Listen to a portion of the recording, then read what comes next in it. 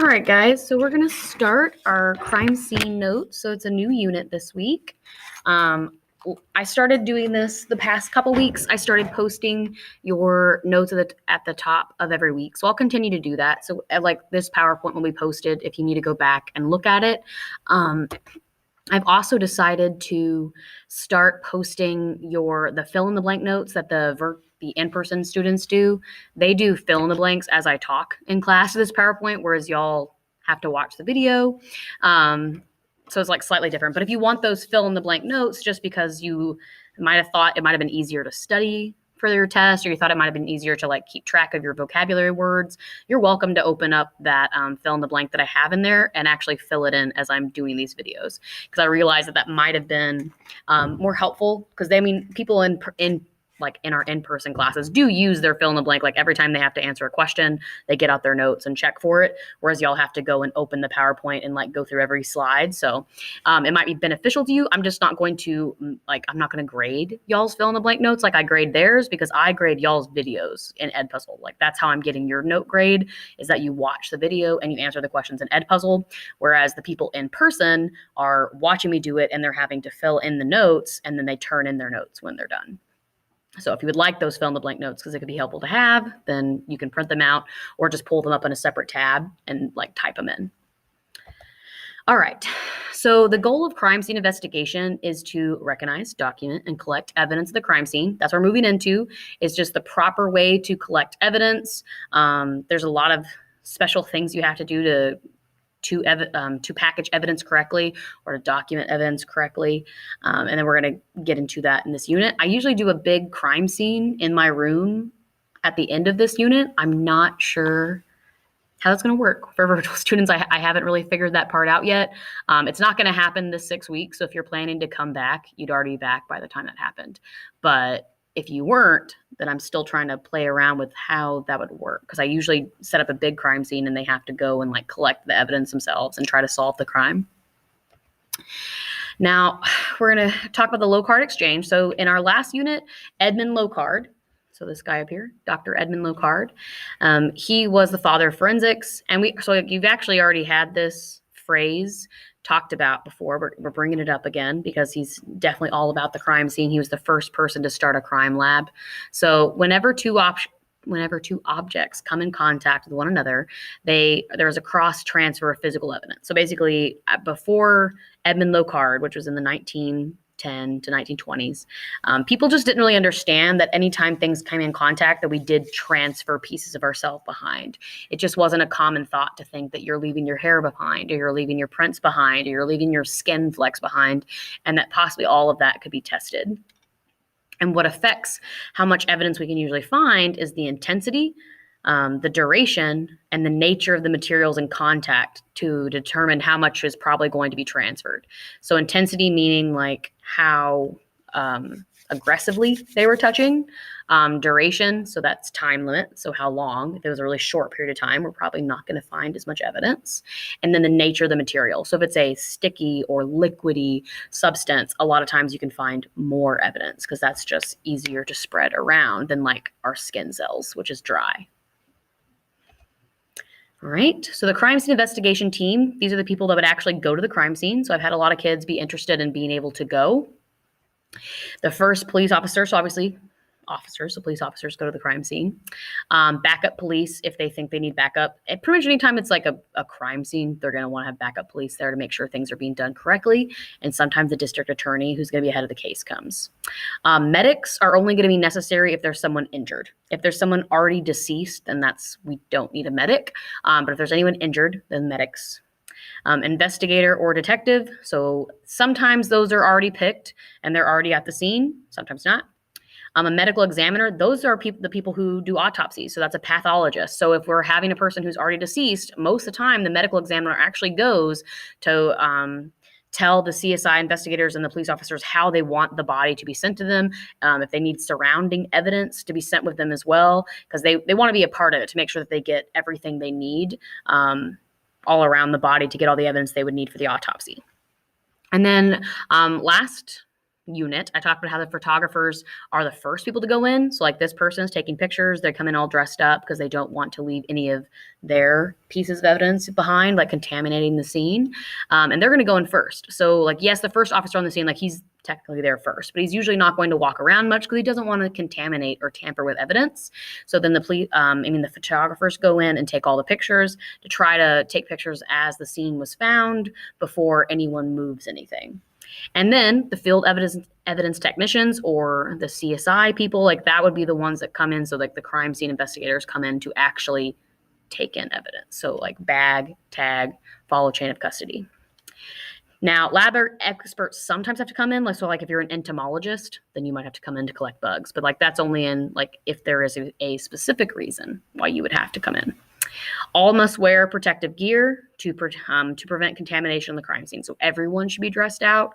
A lot of times they don't show that on like any TV shows. They don't show them actually wearing these full up gears. They just walk in their like nice suits. And like normally you have to dress out before walking into a crime scene. Okay, so this is the actual most important part. Your worksheet is going to be classifying evidence into these categories. So you want to pay close attention to these vocab terms. These vocab terms actually stay with us the entire year. So most of our material we learn is kind of like in units, and you're not going to hear about that much about it in future units. But the crime scene unit is the one that probably will travel with us throughout the year. Most of the things we learn in this unit are things we always have to know because it's the basics of crime scene. Whereas in future units, like when I do fingerprinting, well, all the vocab terms for fingerprinting, you're not going to need in the blood spatter unit. Okay. But everything in this unit kind of travels with us and you always have to remember them. So you want to really know these vocab terms because they don't go away. So direct evidence versus circumstantial. So first off, every time you get a piece of evidence, you're going to first classify it as either being direct or circumstantial evidence. So a direct piece of evidence means that it's a first hand. So not second hand, not they heard about it, no, first hand. They saw it with their eyeballs, okay? So that would be like an eyewitness account. I saw that man shoot that man, saw it, okay? So an eyewitness account is direct evidence. A video would also count. So if you have like surveillance cameras that pick up the entire crime, well, now we are watching the video with our eyeballs, so we are directly seeing it. And then confessions. So if a person goes to the police station and says, I committed this crime this way, they were there. So they are their own eyewitness to their own crime. So that also would count as being direct. But literally just those three things: eyewitness accounts, videos, or confessions, and possibly like pictures. So if you had like multiple pictures taken that showed you the like progression of a crime, then that would also work. Now, circumstantial is everything else. Okay, so circumstantial evidence is indirect evidence, meaning that all it can do is imply a fact, but does not directly prove it. So an example, we are finding a suspect's gun at the crime scene. It's circumstantial evidence that the suspect was there. So we go into a crime scene, there is a gun left there, we confiscate the gun, we figure out whose gun it belongs to. So it has it's registered to a person. It has the fingerprints of that person on the gun. So we're like, okay, we're pretty sure that person was there and the person has touched this gun. But does that prove that they shot them? No, we do not have video footage of them pulling the trigger. We just know it's their gun and we know their fingerprints are on the gun. So that's pretty good evidence. I'm not saying it's bad evidence, but it doesn't directly prove it. It just implies that it seems suspicious, but it doesn't prove it. We would probably need more evidence in court for them to actually think that was enough. Okay. Now, the rest of these three things, these three classifications are all about circumstantial. So we're not talking about video footage. We're not talking about that. We're saying we have found this evidence, like the gun we found. We found hair. You found a blood, a bloody footprint, or maybe just any kind of footprint or a fingerprint. Like if you found any of those evidence, that's all circumstantial. Like it's telling you the person was there, but it doesn't prove that they did anything wrong. It just proves they were there. So, and then I can further break down that circumstantial evidence into two more categories. Those two more are physical and biological. These are the two that people tend to always get right. It's the other ones they mix up. These ones are pretty obvious in the way they sound. So physical evidence means it's not from a living source. It's physical. So synthetic fibers, weapons, bullets, shell casing, paint, paint chips. So imprints, shoe prints, tool markings, soil, drugs or chemical, powders, stuff like that. All of those are not from a living source. So those are physical pieces of evidence. Then we have biological evidence, which is from a biological source. So a body, body parts, body fluids, hair, leaves, because it's not just body, it could be any living thing. So leaves or plant parts, anything from an animal, so animal hairs and fibers. Some fibers count, like there's a lot of our clothing materials that we make from cotton. Well, cotton was a living source. Also wool. Wool is from sheep's, so that's from a living source. So some fibers are actually biological. Feathers, wood. So anything that's from a living source is biological. This last part down here just says trace evidence. So trace evidence just means it's small. So this can be physical or biological, but it's just very, very small amounts of evidence. We have very, very little of it. So example, like a strand of hair. If you have one strand of hair, that is trace evidence. So I'm not gonna have y'all pick which things are traced very often. Just if you hear someone say it's trace evidence, that means we have very, very little of it. The more circumstantial evidence there is, the greater weight it carries. So if I'm in a court case and I do not have direct footage, I do not have direct evidence, all my evidence is circumstantial, that's when it's harder to convict, which is most of the time. I mean, how often do we really have a crime just completely on videotape? It doesn't happen that often. So most of the time you have circumstantial evidence where you have all these pieces of evidence that are pointing towards a suspect, but they don't prove they did it. They just prove they were there. So if you have a lot of circumstantial evidence, though, then we have greater weight. We're probably going to be able to move forward in the court case. If you only have one or two pieces of circumstantial evidence, usually that's not going to be enough to convince a jury. And if you can't find any more, then that person probably gets away with it, which is why forensic scientists want to be very good at their job, be extremely thorough, and get more and more and more circumstantial evidence pointing to the same person. All right, the last two categories you have to be able to separate is evidence can also be divided into class evidence or individual evidence. It's kind of like how it sounds, but I do have some kids who have a difficulty keeping them separate. So class evidence means it narrows your evidence down to a group of people. It doesn't narrow us down to one person. It narrows me down to a group of people that match that characteristic. So example, if I find blood at a crime scene, but I either don't have the funds to do a DNA test or it's not enough blood to do a DNA test. It's a small amount. So I could do a blood type test though. Now blood types, there's 8 blood types. Here's the breakdown of the percentages of people who have these types of blood. Let's say our blood type at the crime scene gives me A negative blood type. Well, that's 6.3% of the population. That narrows me down quite a bit. That's good. But it still is, if you have 6.3% of the entire world, that's still a lot of people. So that's going to be narrowing me down to a group of persons that could possibly be my suspect. So no other blood type am I going to be looking at. I'm going to be ignoring every other blood type there is because their blood was not found at the scene, but it's still a whole lot of people. It's still a group, okay? Now, individual evidence would obviously be better because it's going to narrow me down to one individual. So it narrows evidence down to a single person. So an example of that would be like a fingerprint. You find their fingerprint, you actually get their match in the fingerprint database, and it matches one person. If you have enough blood to run a DNA test and you get a DNA test and it matches someone, well, it matches that one person, okay? So that would be how you have individual evidence. I guess it doesn't say it here, so I'll say it before I move to the next slide. There is a way to make something that would be normally class evidence individual. So example of that would be, let's say our suspect is wearing a t-shirt, okay? He's at the crime scene. He's attacking the victim. And during the attack, the victim tears a shirt and has a piece of the shirt in his hands when they find him. And then later on, when they find that suspect, they find a bloody shirt in his closet or in his trash can or wherever it may be, and it's missing. It's missing that tear out of the piece of the shirt, and they match it from the one found at the crime scene, and it's a perfect match to the tear out. Okay, well now, normally a t-shirt would be class evidence because any group of people could have bought this shirt. This was a bought at, I don't remember, Target probably. Okay, so anyone who shops at Target could have this shirt. Whereas Individual, so now that suspect that has the exact same shirt that has the exact same tear mark, okay, now it's individual evidence. Like that definitely is the shirt that was at the crime scene. So sometimes things like that normally would be class evidence, like they have this t-shirt or they have that shoe print, that's normally class because more than one person could buy that shoe or buy that shirt or buy those pants or that jacket or whatever.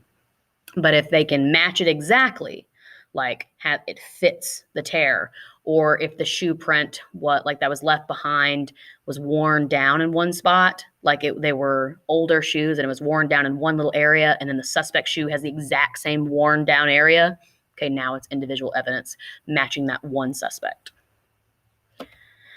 Okay, so we're gonna do a little practice example here. So determine the 3 types of evidence for this example, bloody fingerprints. So if I have bloody fingerprints, is that direct or circumstantial? It would be circumstantial, because remember, direct means they directly saw it. I'm at the crime scene later and finding bloody fingerprints. I don't know who left it there. I did not see them leave it there. I have no visual footage of it. I'm just finding the fingerprints now. So that's circumstantial. It doesn't prove that of why they were bleeding. It doesn't prove they did anything wrong. It just proves that you have their prints at the scene. So they were there. Now, physical versus biological. So physical means it's not from biological source. Biological means it's from a biological source.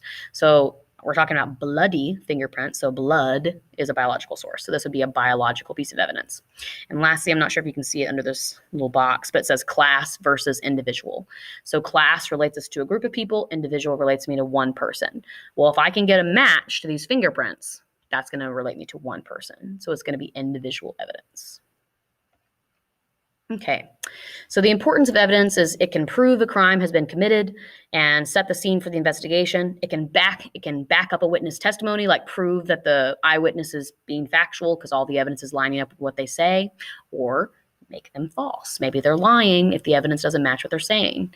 Can link a suspect with a victim. So if we find pieces of that suspect on the victim or vice versa, it's linking them together at the same crime scene. It can identify, it can determine the identity of people associated with the crime. Okay, that's kind of the point. And then allows investigators to reconstruct the crime. So our whole purpose at the end of this crime scene unit is to be able to find evidence, piece it together, and reconstruct what we think happened during that crime.